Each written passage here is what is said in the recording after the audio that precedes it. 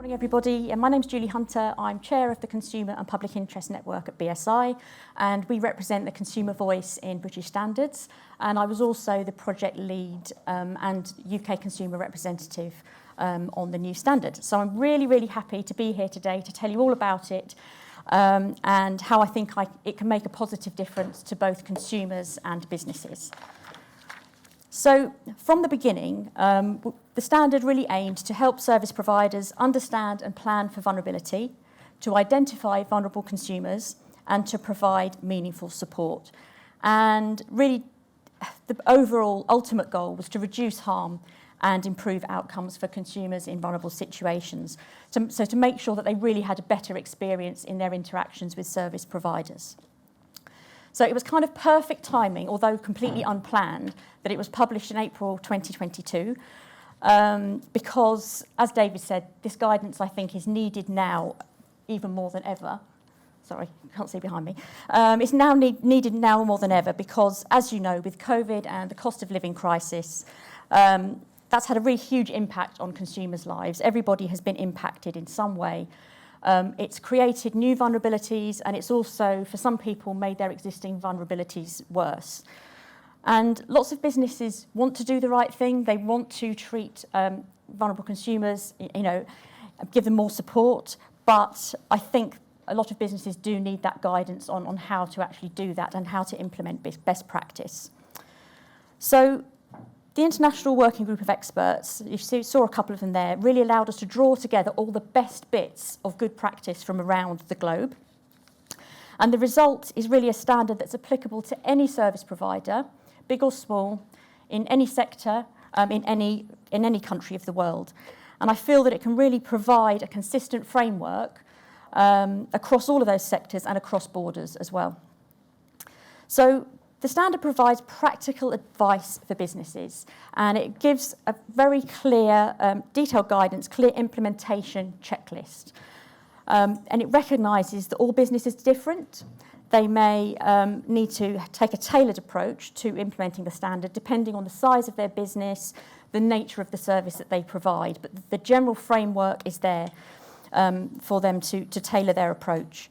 But as was mentioned previously, it's really particularly relevant to essential services because in sectors such as energy, water, telecoms, they impact consumers' daily lives. That's where there is the greatest risk of harm if things go wrong or if service providers don't provide adequate support.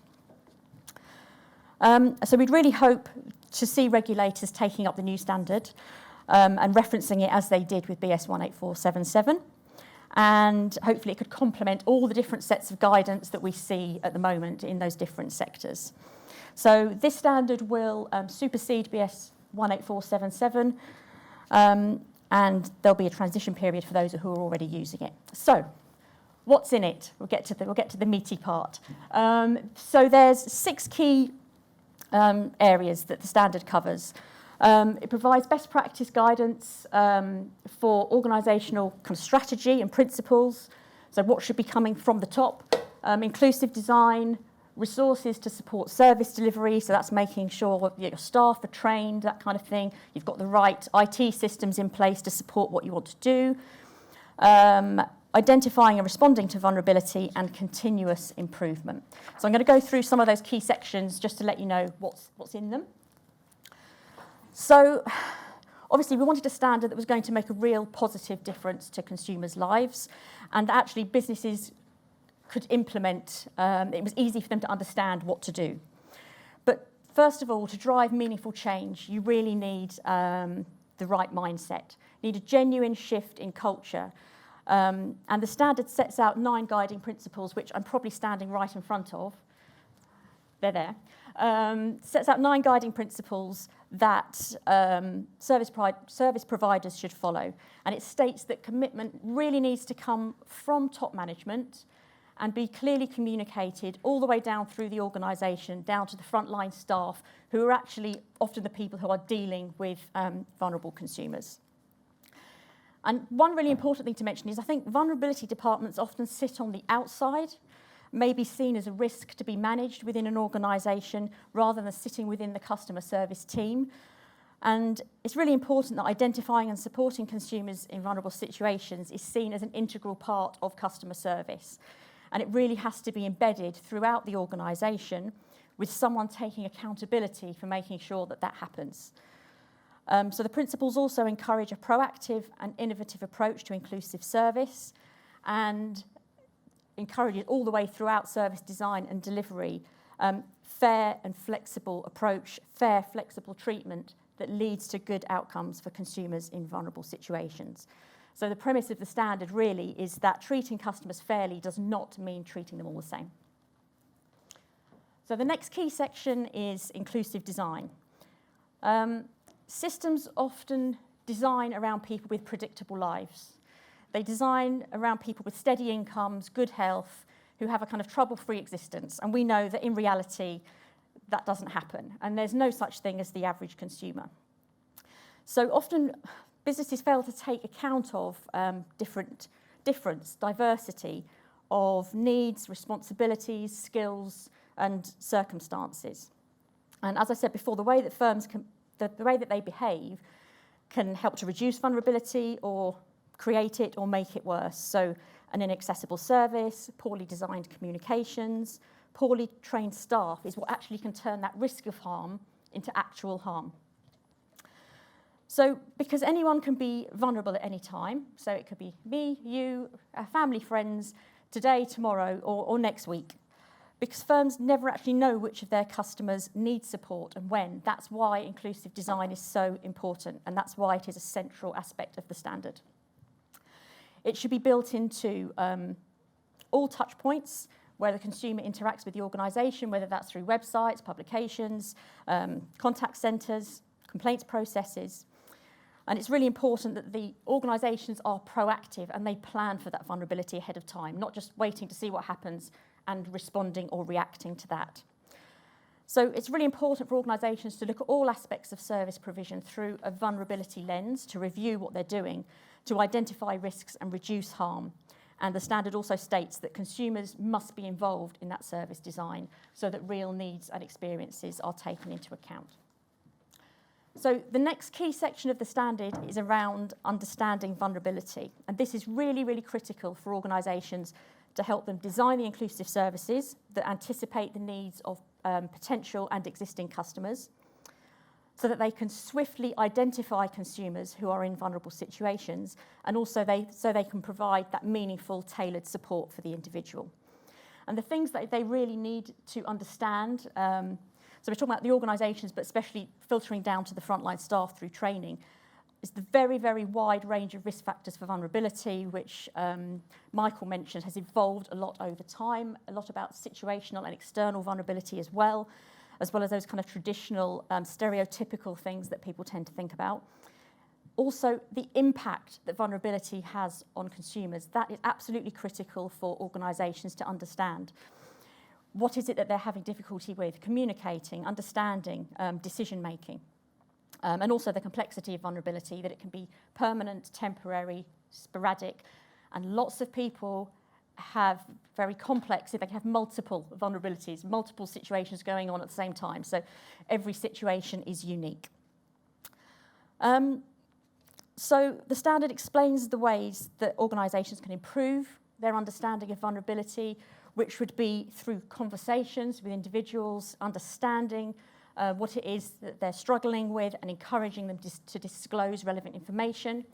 Organisations need to listen to people who have lived experience. They need to use research and data to inform their design. And also the standard encourages them to build partnerships with stakeholders who can help them understand what different vulnerable groups, the challenges they might be facing.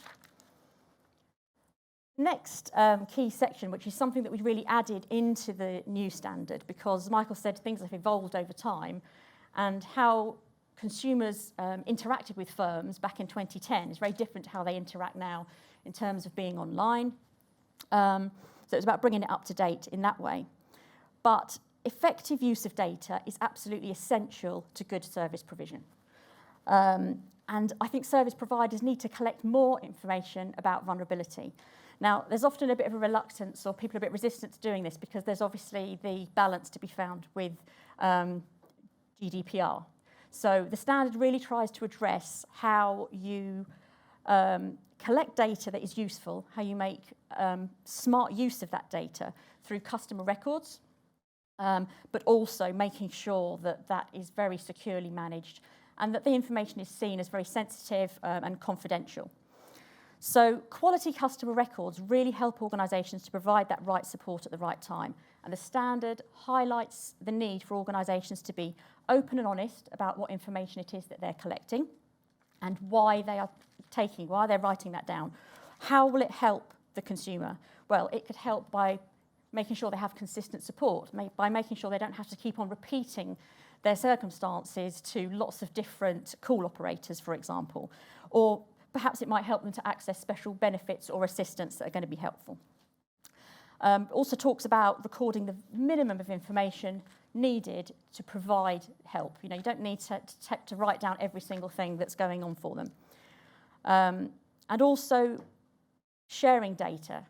We try to deal with this sensitively because of the privacy issue, but in some cases it is helpful to share data within the organisation and sometimes externally as well, but it's about making sure that where possible there is consent for that or there is a good need to share.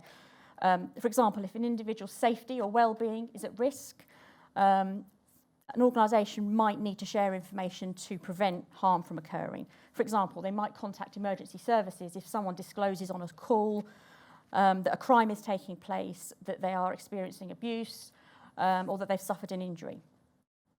And also there's the use of aggregated data. So that's anonymised data to inform service delivery, identify trends, what is it that works and doesn't work in the firm's approach. So yeah, data is really, really important, and the standard encourages firms to do more of it in a safe and secure way. Next, which is a really important part of the standard that we wanted to really build on and strengthen from the original British standard, was giving very practical guidance about how to provide that meaningful support. And it's about providing tailored, flexible support that meets the needs of the individual, but addresses the particular difficulties that they are having in relation to the service provision. So it provides a clear list of response options, which is definitely not exhaustive because we want organisations to be innovative in their approach. But for example, if somebody is having difficulty understanding information, could staff offer to provide that in a different format or to explain verbally? If someone says they're having difficulty paying, could staff offer a payment break or suggest a new tariff or a payment plan? So it's about making sure that that response is tailored to the difficulty. Really important for staff to review the service provision that is currently being provided, but also to ask what it is that the organisation can do to help. Involve the consumer in the decision making. What are their needs? What are their preferences? Not just to say, oh, here's a solution and here you go. We want the consumer to be involved in what they think is, the best solution for them. And in addition to taking trying to minimise the risk of harm to that individual now, it's also really important that organisations think about reducing the risk of harm to others who may experience a similar problem in the future. So can they look at the root of the problem and see if any changes need to be made? Someone reports something, like the font on your website is, 8 point whatever it is, and I can't read it. They need to report back on that and try and get it changed so it makes it easier for others in future as well. And then finally, but really importantly, is about the importance of continual improvement. And so as Michael said in his opening, we saw already how the concept, definitions, thinking of vulnerability had changed between 2010 and now, and it's going to keep on evolving. It's not a static thing. Consumer behaviour, circumstances and markets are going to be changing all the time, and organisations need to as well. So at the end of the standard, it really highlights the importance of collecting, but really importantly, listening to and learning from feedback. And that could be from customers, staff, through complaints, feedback forms, looking at aggregated data from customer records and conducting surveys. And it's really important that that is a proactive approach, that organisations are looking for that feedback and they're asking for that feedback, and also that the process must be very visible and accessible too.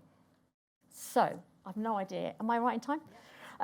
So hopefully that is the standard in 15 minutes, it's, you know, it's much longer than that and much more detailed than that, but I think those are the key elements. Thank you very much for listening, and I'd be very happy to take any questions if anyone has any. I'll try my best to answer them. So I do think we've got some mics around the place, so let's just let's hand the microphones out. We've got one here. Anyone else want to take a second question, or we'll get a microphone to you? Second question here. So we'll take this question. Maybe we'll take the two together, if that's all right, Julie, and then for time. Yeah, please. Chair of Citizens Advice in Brighton and Hove, and I'm on the Consumer Forum.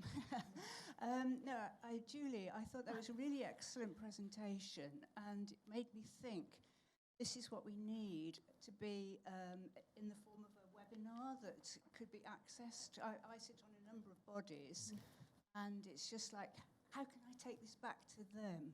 And how can we make that really accessible? So I don't know whether this was filmed that could then be created into some sort of webinar, but I think a 15-minute presentation that people could click on the website would be really excellent to roll it out. Thank you. Great. Let's take a second question, and we'll come back to that one. You can answer that? Kevin Still from... I was just going to add that, yes, all of today's sessions will be recorded. Got Kwasi doing a great job here. So all the sessions will be recorded, and we'll put them into bite-sized pieces, which will be freely accessible on the consumer website. So yeah, absolutely, we'll be... And share them. Great. Thanks, Sadie. Question here? Yeah, it's Kevin Still from the Debt Managers Standards Association. So just picking up probably on one of your last points there, Julie, on never make assumptions. A lot of the members that we're engaged with now are involved in fintech, paytech, digital journeys, digital first at the moment. And even the regulator for our space, the Financial Conduct Authority, is looking at how you become more proactive. So on that no assumptions piece, where you're looking at somebody who is digitally engaging, you know, you generally assume that they have the capability of engaging through that medium. So will there be some qualifications around some of this in terms of emerging best practices where you're dealing with omni-channel and the like? Do you want to take that one while we just... Yeah, I can. So there is actually a section in the standard about use of AI and online systems, basically, where a consumer is interacting. A big thing is about the choice of contact method for the consumer. So that's a big part of inclusivity, and so lots of people will choose to engage that way, and others won't. So there is a section within the standard that talks about the principles and the key criteria, the things that you need to be thinking about when you are engaging with somebody online, and giving them adequate space or opportunity to be able to provide that information that we're talking about, and not sending them down a particular route. So it does give overarching guidance and principles for if you are communicating with consumers via that medium. And then that could be applied more specifically maybe in different sectors, for example, Financial Conduct Authority. And presumably, Julie, as this is a section that's been built up since the British standard, you're taking quite a lot of international feedback on this same issue, because I'm just conscious that consumers are buying services from global companies, and we want them to follow the same guidance. So is this something that came out through those consultations? Yes, definitely. I mean, that's one of the brilliant things about this being converted into an international standard, because we could, as I said before, take all the best bits from good practice from different countries. We had excellent input from Australia and Canada, didn't we, about the best practice they were using in the data space. Lots of businesses involved who were already dealing with customers that way and were able to give us feedback about what was feasible. So it's definitely been taken into account in the standard. Great. We have a question here, and then one at the back. Hi, Mike Inman from Total Wellbeing. We deal with a lot of vulnerables. Everybody that comes to us has got a vulnerability, and I just wondered if there's a beneficial scale, and where would we be on it? Sorry, I don't quite understand the last part of the question. Basically, adopting the standard. Yes. There'll be companies that benefit a lot more than others. Mm-hmm. So we deal with vulnerable standards, vulnerable people. And I'm here just in case CQC or NICE take some of this on and implement it on us. So basically, I just wondered where you would place us on the vulnerability, on the beneficial stand. Yeah. With your service, yeah? Is that something you can answer, do you think? Julie? Because we've taken kind of broad principles, it means the standard can be applied really by any service provider of any size. And there are certain parts of the standard, some things are written as requirements. This is absolutely, what you must do. And other things are written as recommendations, which are, this might not actually be applicable to your organisation. This might not be, applicable to what you do. So I think it could be beneficial to a service provider of any size in terms of the general principles that are there. Sorry, if that answers the question. We're going to hear shortly in our panel from a couple of service providers of Yeah. essential services about the way they're using the standard. We've got 2 questions here, and I think we'll close it after those. So there's one here and there's one further back. Yeah, please. Hi, I'm Matthew Childs. I'm Education Manager at BSI and also host of Standard Show podcast. So subscribe to us now. Podcasts. Just in terms of communications, actually, I'm doing a podcast episode about this launch, so you'll be able to hear about that in a couple of weeks' time. And also a standards in 10 minutes to aid communication about this particular standard. But Julie, my question is, obviously this standard supersedes a previous British standard. Yeah. What's the single most important difference between the British standard and the new international standard? While you're thinking of the answer, we'll take the final question from the gentleman there, please. Hi, I'm Andrew Gething from Morgan Ash. One of the problems with implementing vulnerability is that it's mostly a subjective assessment. Yeah. And I just wondered if you've thought about or come across any sort of thinking about moving it more objective. Which would you like to take first? I'm going down here. No. Okay, I'll take Matthew's question first.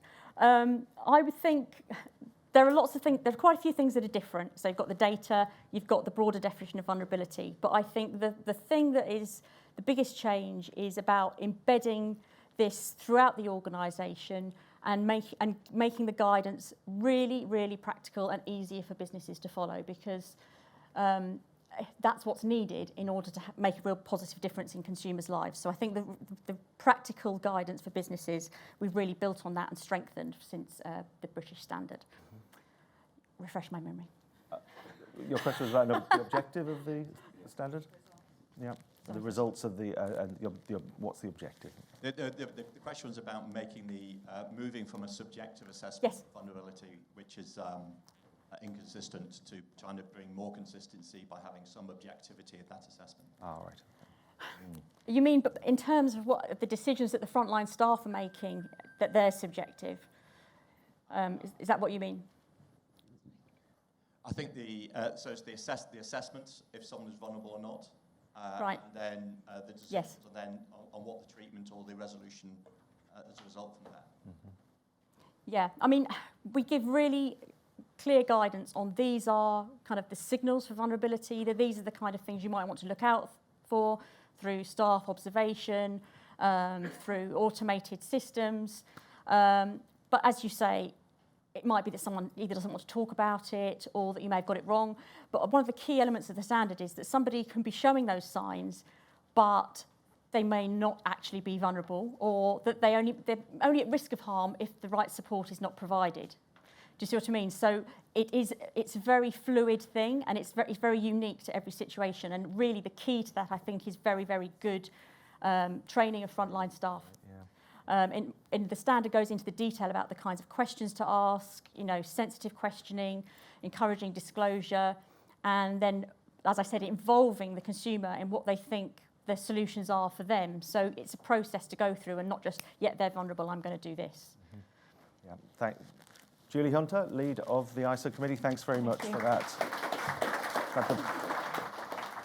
I'm going to ask our 3 panellists to come and join us on the stage, if you will. So while they're joining us, I'll just give them a quick introduction. We have Julie Walker, who is Consumer Vulnerability Mobilisation Manager at Scottish and Southern Electricity Networks. Peter McClenaghan, who is the Director of Infrastructure and Sustainability at the Consumer Council of Northern Ireland. And Andy Clowes, who is the Head of Customer Experience and Strategy at South East Water. So we're going to ask you each to say a little bit about your particular experiences and then we're going to throw it open to some more questions. Julie, would you like to go first? Which one do I pass? You can do. This one. Straight on the green.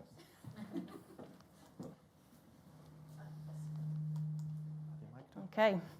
Hi everyone, my name is Julie Walker. I work for Scottish and Southern Electricity Networks. We're a distribution network operator, and we provide an essential service to our customers. We serve over 3.8 million homes across our central southern England and our north of Scotland, Highlands and Islands. And obviously, providing an essential service, it's important that we look after the needs of our customers. For them, a power cut can be really significant to them, especially for those who are more vulnerable on medical equipment, but also for those who are temporarily vulnerable in different situations. Have you heard that's evolving now? And if they have a planned or unplanned power cut, that can make a real difference to them and almost put them in harm or at risk. So I just wanted to talk today a little bit about how we adopted British Standard 18477 and the impact that had on our business, the benefits it had for us and our customers. Several years ago, we started our journey and we took on the 18477 because consumer vulnerability, there was more a focus on it, especially for us as a business and for our regulator as well, Ofgem. So we knew we had to do more to understand the needs of our customers, understand what we were doing as a business at the time and how we needed to change that to adapt and provide better services and safeguard against our customers and provide them better welfare. So actually, when we started the standard, it actually did provide us with that framework and that guidance. We assessed that against our business and found that initially there were some gaps that we had to fill. So we spent a lot of time trying to fill those gaps, changing our processes and our procedures, communications, how we communicate with our customers, how they communicated with us, training our staff. And what we found was in the first year or two, we actually found a real shift in culture and behaviours within our business, which obviously then benefited our customers as well. We're an engineering company. Our focus was to keep the lights on, but through the changes that we made, better training, more understanding of the different customers' needs in our communities, the different types of vulnerabilities they're facing, and the more that we understood, the more that we could then adapt our services. So as our employees learned more and we educated them more, we found that it had that real shift of behaviour. They were more engaged. They're not just keep the lights on, they would stop and they would speak to customers. If they saw someone was in a vulnerable situation, they'd then highlight that. They would come back to our welfare teams and then we would try and get that customer some support. It also made us look more about our partnerships. So we're network operators said, we don't have a relationship with our customers. We rely on them calling us or any proactive work we do if there's a power cut. So we soon realised that, again, in following the standard, we had to make more partnerships with people. And we've done a lot of that over the years, partnerships across industry, water, gas, electricity suppliers, to try and raise awareness of the Private Services Register, which is the register we keep for those customers who are more vulnerable and need our support, and so that they could register for that. So we've also got partnerships now with NHS, Citizens Advice, GPs, hospitals, lots of different organisations. And part of that, as you've heard earlier, was data sharing as well, trying to create more of a streamlined service for our customers, and with working with, especially across the water sector and the energy sector, is that we share more data, obviously with customers' consent, so that they only have to almost register once, so that they get that support. And so it's been a real privilege to work on the ISO 22458 and share some of the experience we had. As I say, it was a real step change for our business doing the BS 18477, and then to go on and help the development of the ISO. The landscape is definitely changing more. We've had the pandemic, which has put more people into financial difficulty. We've got the energy price crisis now, which is going to put even more people into financial hardship. And we've now got the transition to net zero, which undoubtedly will leave the people that we're left behind are those that are more vulnerable, can barely eat or heat, and they're not going to be considering these things. So it's how we move forward and help those customers. So hopefully I've kind of given you a brief overview. I could talk for hours about what we've done in our business, so feel free to approach me later on. But I think I'm more excited about the fact that knowing what's done for our business and improved the services that we offer our customers, that the ISO 22458 can now do that for any type of business across the globe, and hopefully they can transform their business into a truly inclusive service and obviously, prevent harm. Thank you. Thanks,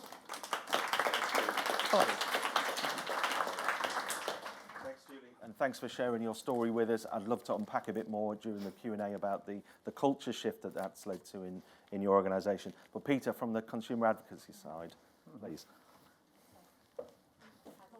Watch, wrong side. Oh, wait. Okay. So I'm afraid you're also stuck in the lift, are your slides. So, and Andy, why don't you go first to give us your story? I'll give it a whirl. Morning, everyone. Thanks for the opportunity. Just talked a bit about essential services. We're a medium-sized water company. We serve 2.2 million customers across the southeast, just under 1 million properties. I'm head of customer experience and strategy. That department was set up with the mandate initially of focus on vulnerability strategy and how we deliver that across the organisation.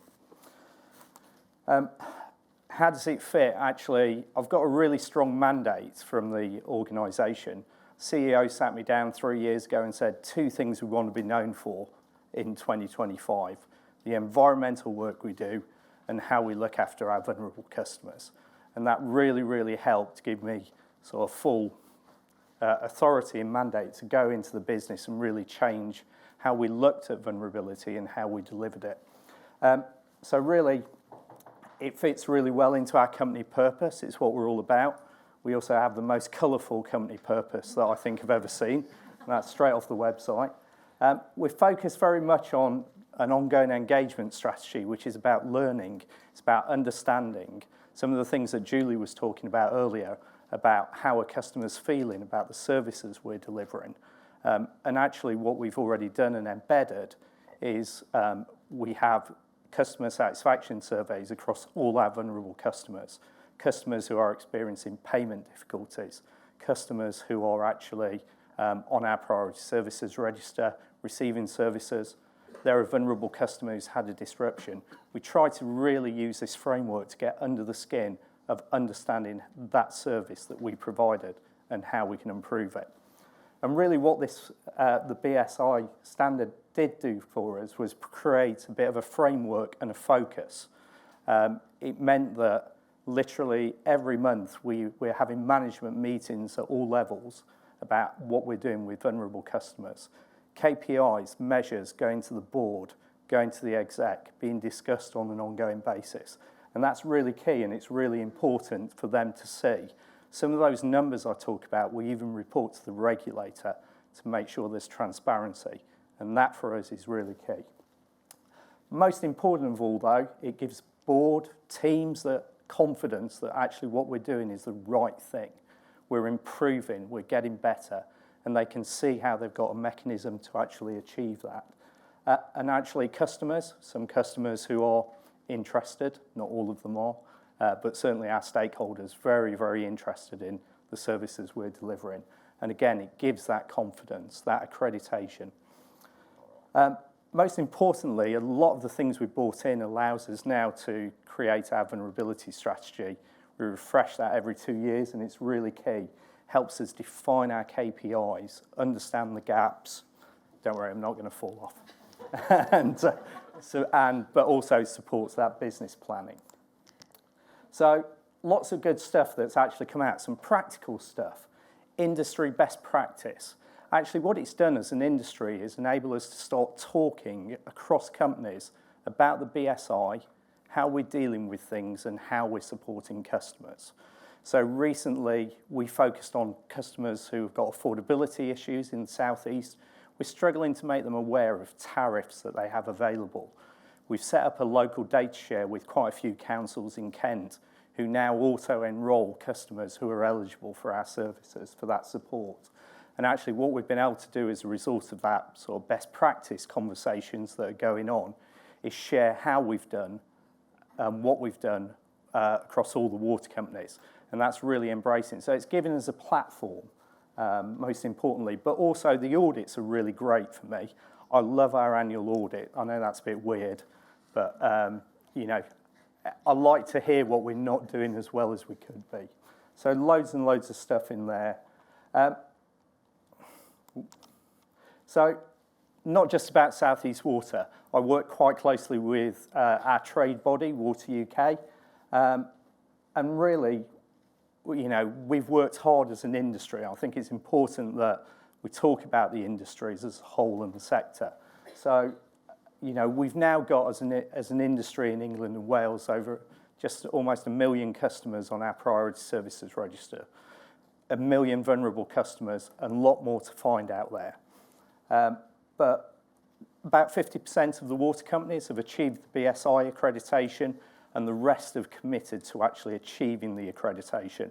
And I know there's a lot of interest in the move to the new standard and what that's going to mean for them.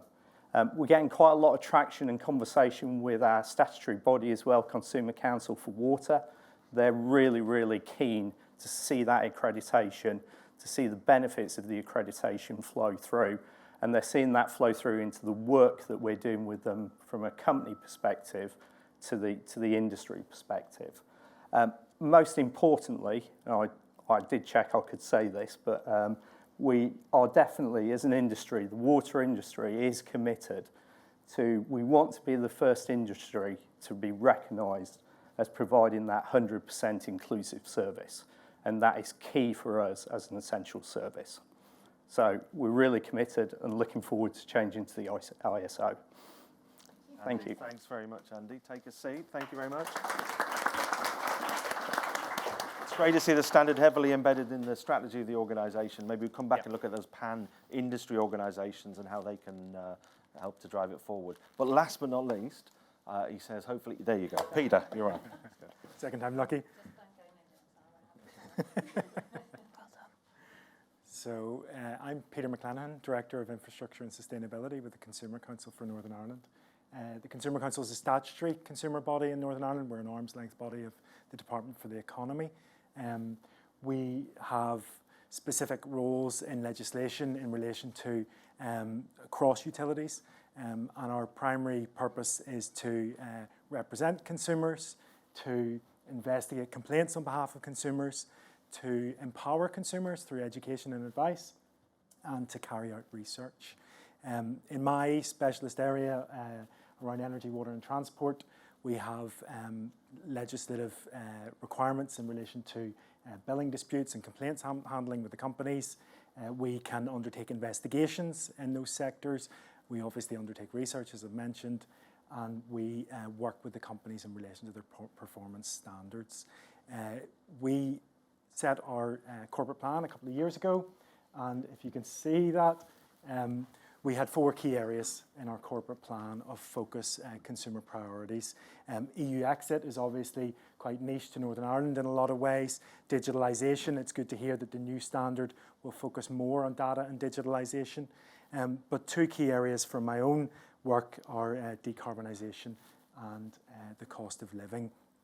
When the corporate plan was set, that 4th area was actually around COVID. Our boards recently updated that to cover COVID and cost of living, given what's going on at the moment. So the Consumer Council ourselves, we pride ourselves on having high standards, and the reason we took on the British standard was because we have a broad remit, as I just mentioned, and we had a desire to ensure that we held high standards ourselves across that remit. We found it challenging, to be honest, implementing the standard. It forced us to formalise our processes in a way we'd never done before, and a lot of what Andy talked about evidenced that. We found it challenging at times to evidence our staff behaviour and to implement the processes around that. But it's been really beneficial for ourselves as an organisation. We've developed our first consumer vulnerability policy and definition, and we've definitely improved our staff training and guidance, and particularly for our frontline staff who are working directly with consumers, that's been massively beneficial.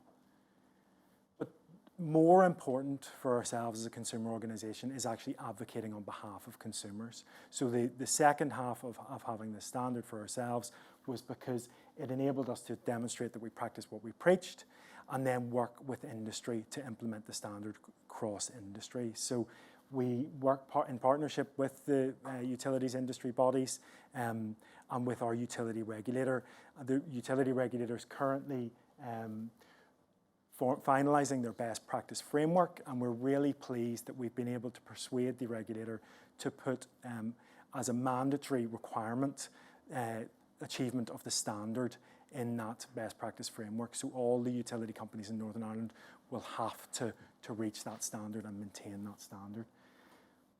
Find that fantastic on behalf of Northern Ireland consumers. Some of the better companies in Northern Ireland already have the standard and have joked with us that actually that's their edge when it comes to service provision. We're taking their edge away from them because we're forcing others to come up to their standard. But on the whole, it's been really beneficial even in starting conversations with the companies around the standard and the requirements to get there, what it will require of them, what it means for customer journeys and things like that. So it's been a really beneficial process for us in engaging with the sector. Andy and Julie have touched on this, but in relation to the benefits, as we see for companies, it's really around performance and that independence and review of guidance around knowing that you're hitting your performance standards, that you're meeting your regulatory targets, and that you're building trust with customers. And for consumers, the knowledge of improved service is really great. If the standard doesn't improve your service, it will at least ensure that your consumers can expect a minimum standard of performance and service. That's fantastic. And also that confidence and trust issue, particularly at the minute in the energy sector with the energy price crisis, we think it's really valuable to have consumers be able to understand that they can trust the services being provided by their utility providers. That's all from me. Thank you. Thanks, Peter. Thanks, Peter, and thanks for really helping us to promote the standard and advocate for it along with BSI. We're going to get a couple of microphones out, so if you've got a question already, put your hand up and we'll make sure that a microphone comes to you. So we're going to start down the front. So we've got two down the front. Let's take microphones here. But while the microphones are coming out, maybe Julie and Andy, I could just ask you about, obviously you've made corporate decisions to use the standard and to get accredited to this, to get certified to the standard. How do you measure success in terms of that decision? Because that's an investment that you've made. What are the success measures that you're looking for? Well, for ourselves, we're obviously regulated as well, so there's two parts to it. We obviously have to demonstrate our success to Ofgem, and obviously that there is reward against that. But internally, we have our own KPIs, our system records all of this. We engage with our customers very regularly, we conduct research. I think collectively that bring to us, all that information come back to us, information on our stakeholders, just shows whether we're doing the right thing or not. I think for us it's very much the improvement in KPIs, it's the improvement in process. We have a lot of soft measures around those improvements as well, and I think we don't want to lose those because not everything is measurable and a really hard number, and we try to make sure we don't focus always on those. Numbers are really important, but yeah, it is that just how we're improving and those really nice letters from customers going, thanks, you did it right. Yeah, absolutely. Well, let's share some of those stories. You can join in on Slido, so if you go to slido.com and put in the hashtag consumer22, or if it's possible, and you can see the QR code, then do scan that as well. So if you don't want to ask a question live, we can certainly take your question through that route. But let's take 2 questions to kick us off. And I think, yes, down here, please.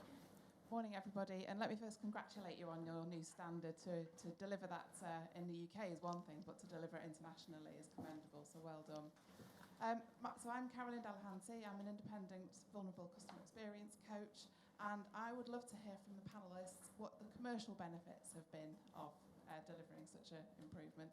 You talk about lots of lovely customer and colleague benefits, and they're all great, but I'm sure you've got some commercial benefits that have materialised in terms of reduced costs, loyalty, advocacy, etc. Yeah, great question. Let's take the second question while the panel are thinking of their answers. Hi, I'm Billy. I'm from the Motor Ombudsman. The question I have: what was the most significant challenge in implementing the previous standard? I'm just curious to see kind of what kind of challenges you faced on that. Okay, so commercial benefits and challenges of implementing it. Who wants to jump in first? You said it's not about the numbers, Andy, but... No, it's not about the numbers, but definitely efficiency, and it's that constant. I think I would say our biggest commercial success has been, we have historically done things pre-having these sort of framework in place on our own assumptions. We know what the customer need, we know what the customer want. And effectively, we always ended up reversing that back out, changing it. Actually, having the standard helps us focus a bit more on seeking consumer views and also partner views before we sort of make those changes and therefore get them right on the whole, first time. Doing it right first time, yeah. Julie? Very similar for us ourselves. I mean, we don't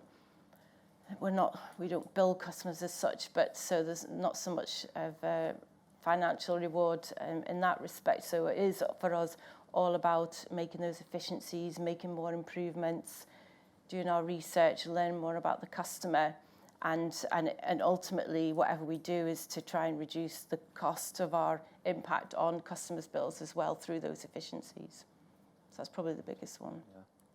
And Peter, in terms of, obviously not commercial benefits so much for you, but the challenges of implementing? Yeah, well, on the benefits of implementing, the Consumer Council in Northern Ireland went through a crisis, I would guess. You would describe it as a number of years back. The organisation went under ministerial review. They talked of closing the organisation down altogether, frankly. And as a result of that, there was a lot of thinking, and this is before my time now, but thinking amongst the board and the senior leadership of the organisation as to how we can improve services once we got through the ministerial review, and they guaranteed that we would remain as an organisation. And one of the kind of culminations of improving our service standards was then achieving the standard. And I think it provides us an element of protection almost as an organisation that demonstrates that we have high standards of ourselves, and that we're performing highly in that regard. And I think that then gives confidence to the department that we're answer to, and the minister, that we have those standards. And I think that's a protective thing for ourselves as an organisation as much as anything. Yeah, absolutely. So Andy, you're going to move to the new ISO standard. You're committed to be first have there as well. What challenges are you expecting? I know the challenges we had the first time round was we struggled to translate between the standard, the words used in the standard, and what we actually did. Once we'd actually gone through that process of mapping, going, actually, we are doing a lot of these things. Yeah, there was things we could change.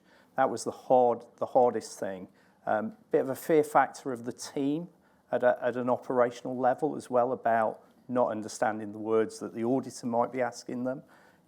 They could very eloquently talk about their processes and how they use things, but that was the fear factor. My biggest fear factor is we were first to get the last standard. I'm scared I might not be the first this time around. Because we're going to get it first. Okay, well, there's competition now between the two of you. But you definitely said that you enjoyed the audit process, and that's on the BSI, that quote's on the BSI website already now. We're going to take some of these questions. There's a question there about frontline staff and how they've reacted to the changes. Julie, obviously frontline staff being trained is a key part of the standard. What kind of response were you getting from staff? So that probably goes part with the last question as well. So for us, the hardest thing for us was the behavioural change, the culture change. You know, you think we're an energy business, we keep the lights on, customer service probably back then wasn't as big a focus as it has been in the recent years.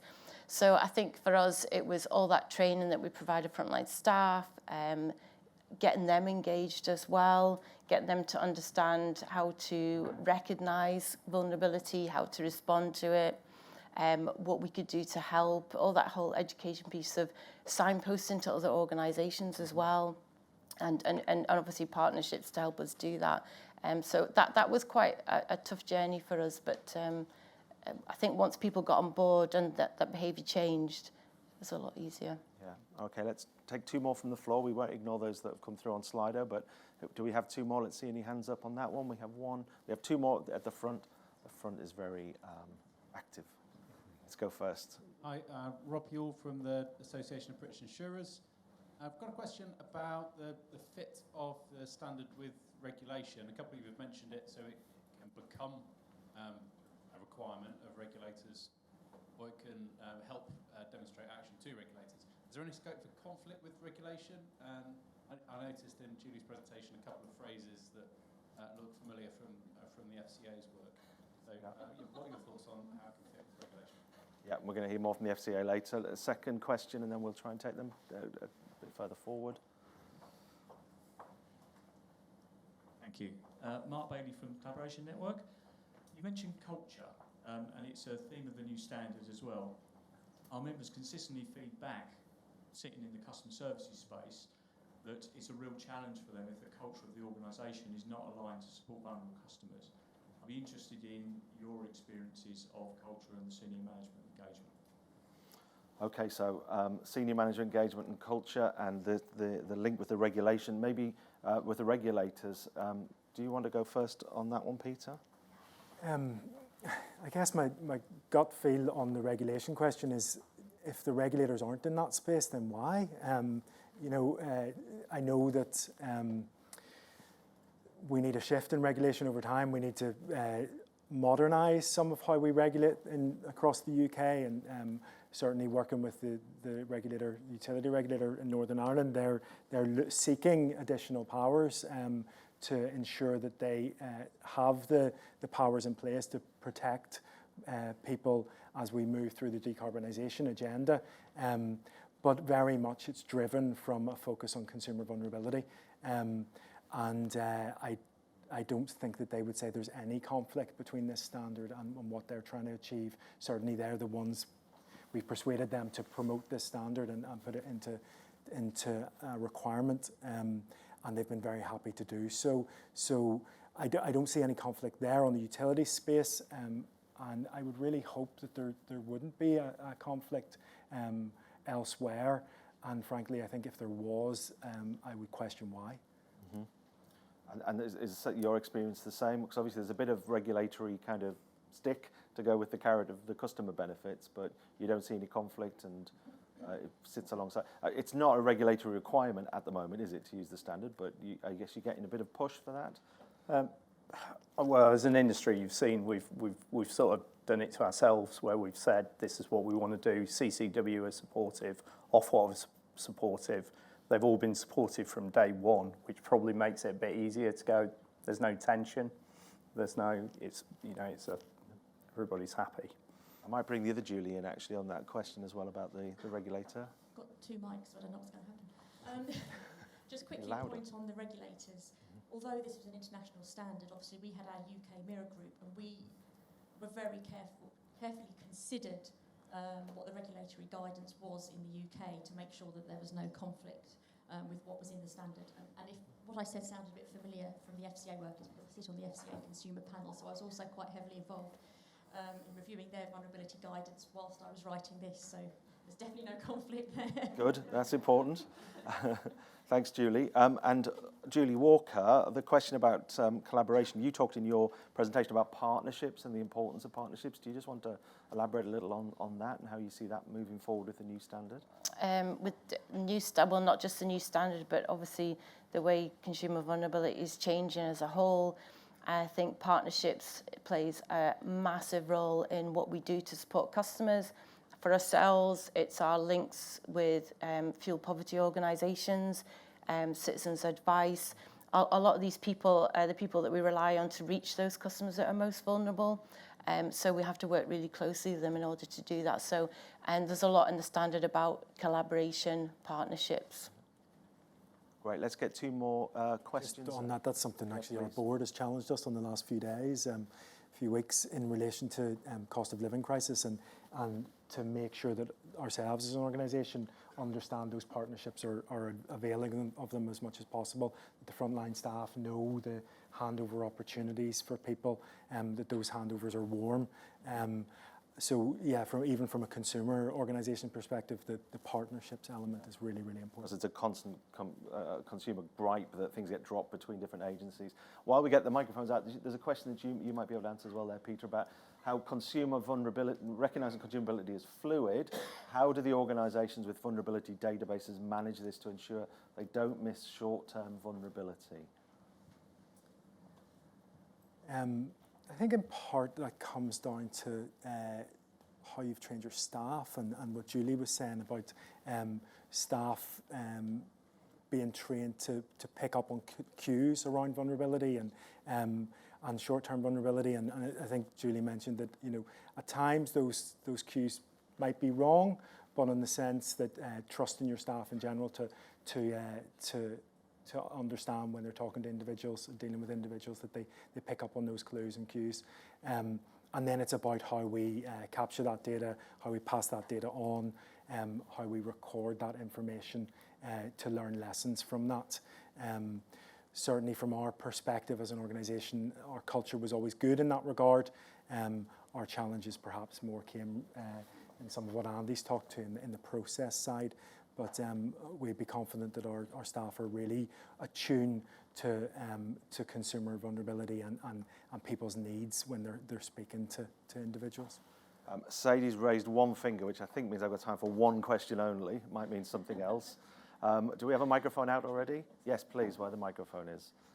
So my name is Philip Cullum. I was responsible for creating the Ofgem Consumer Vulnerability Strategy in 2013 and encouraging the take-up of the inclusive services standard. I'm now living in Victoria, Melbourne, and creating a vulnerability strategy for a professional services regulator there. We're just really interested to hear the discussion today. I just wanted to go back to the point about kind of regulation and business interests, and just to put a hypothesis to the panel, which is, I wonder if the difference is, or the potential sort of conflict, is that businesses kind of focus on service delivery, and a lot of the language of the discussion this morning and the presentation from BSI colleagues is about service delivery, whereas the regulator is interested in that, and Ofgem's just fined one of the network businesses quite a lot for not implementing the PSR properly. It has quite a lot of interest in kind of product design and more fundamental issues about market operation, and I just wondered how kind of regulated businesses get to that, so it's not just about sort of basics of service design, but actually really much more fundamental issues about kind of what is their business doing and what is it providing to customers beyond the kind of do you deal with somebody that you see in front of you effectively.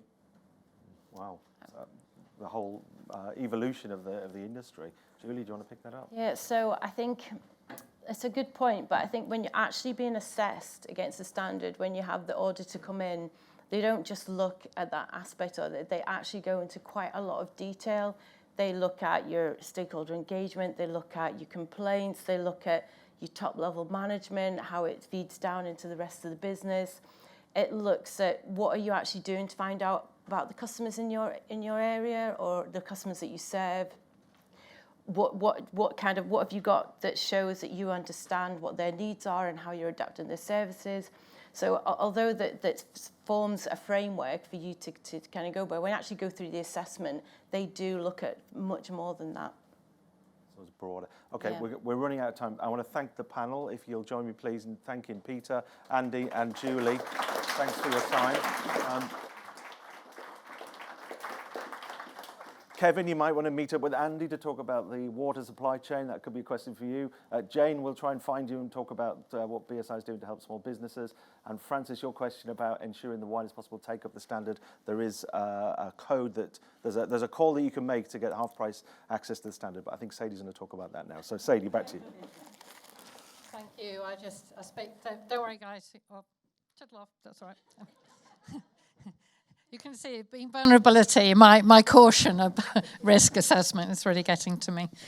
But I wanted to thank all the speakers. Just wanted to point out that actually everyone that's spoken this morning are independent of BSI and coming as volunteers to help produce standards. So standards aren't produced by BSI. They're actually developed by independent stakeholders, all of whom you've seen speaking this morning from different stakeholder groups.